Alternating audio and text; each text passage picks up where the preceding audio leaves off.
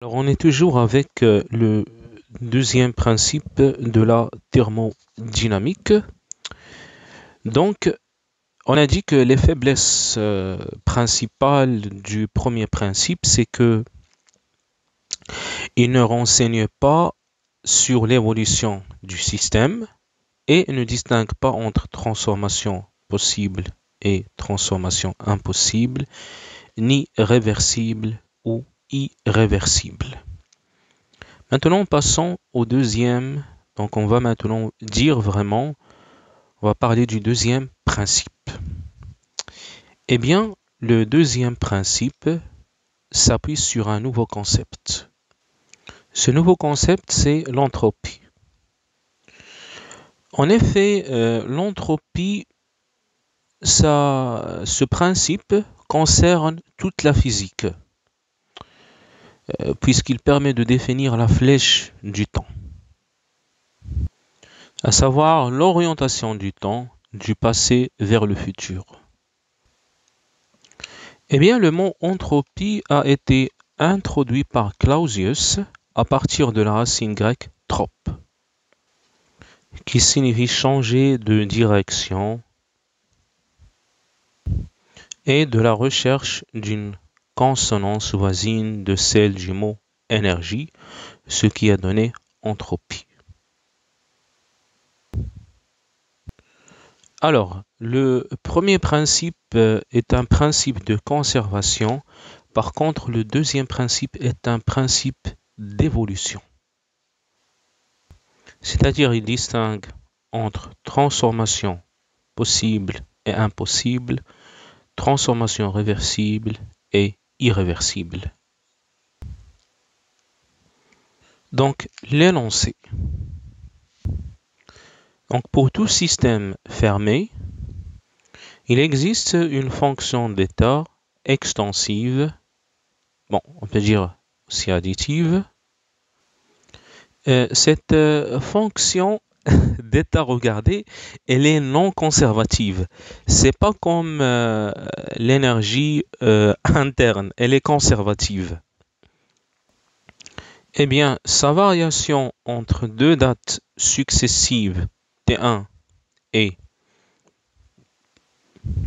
T2 est donnée par, avec bien sûr ce T2 est supérieur à T1 et donné par.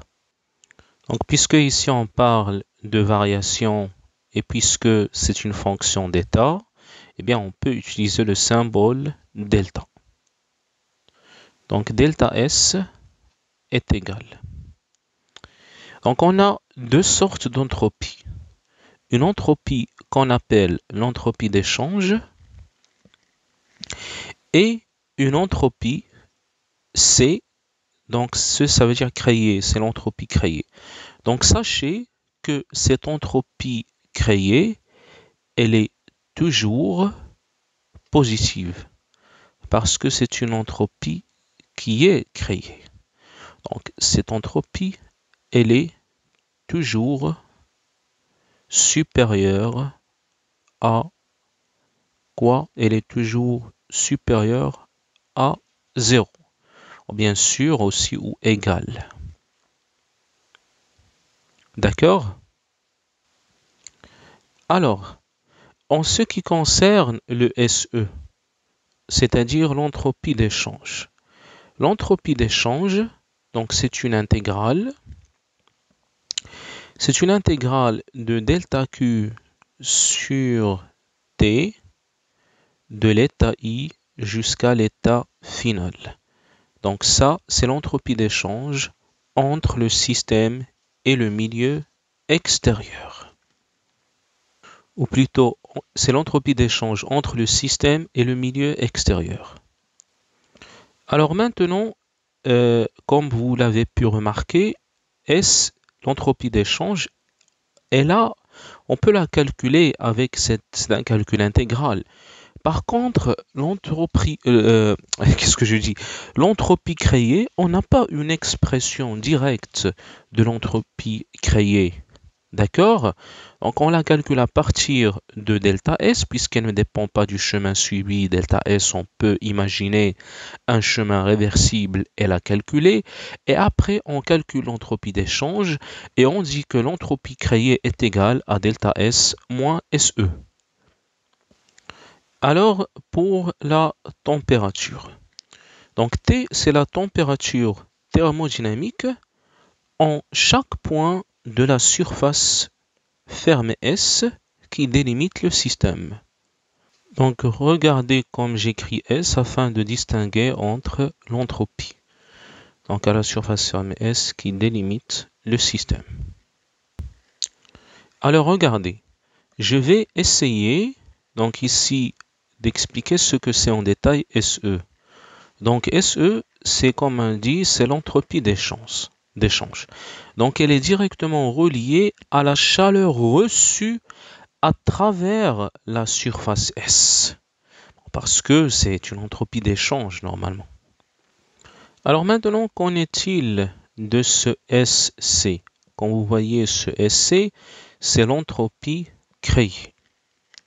Donc regardez, elle est supérieure à 0, donc c'est elle qui détermine physiquement la flèche du temps. Donc regardez, donc j'insiste, l'entropie créée a le signe de T2 moins T1.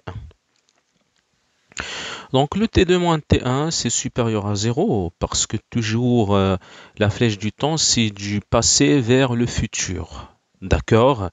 Donc SC, donc c'est SC qui détermine physiquement la flèche du temps. Alors, cette entropie créée, elle est liée à l'irréversibilité, bien sûr. Il permet de qualifier d'irréversibles les phénomènes réels et fournit ainsi une interprétation macroscopique du concept d'entropie directement lié au temps. Alors maintenant, regardez le cas si l'entropie créée est égale à 0, c'est-à-dire si elle est nulle. Donc si SC égale à 0, alors tout simplement la transformation elle est réversible. Alors la transformation elle est comment? Est réversible.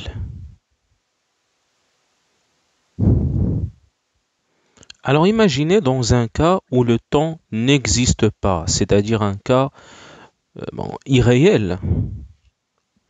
Mais attendez, on ne parle pas des théories qui sont modernes, c'est-à-dire où le temps n'existe pas. C'est-à-dire imaginez que le concept classique de l'inexistence du temps.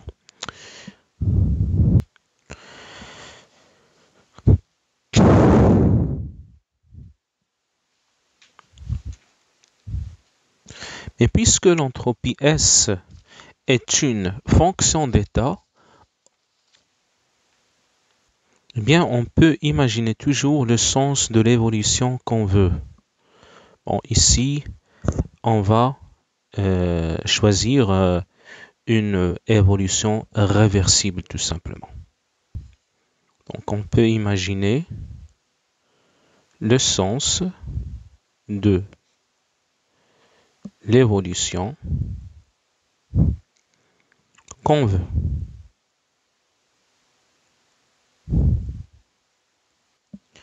Même réversible. Même le réversible.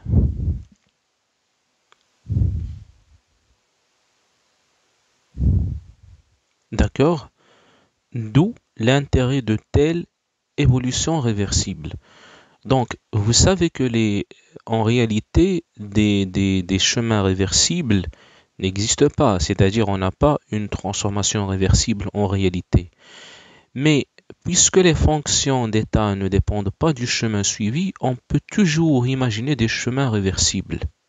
D'où l'intérêt de telle évolution réversible. D'où l'intérêt de telles évolutions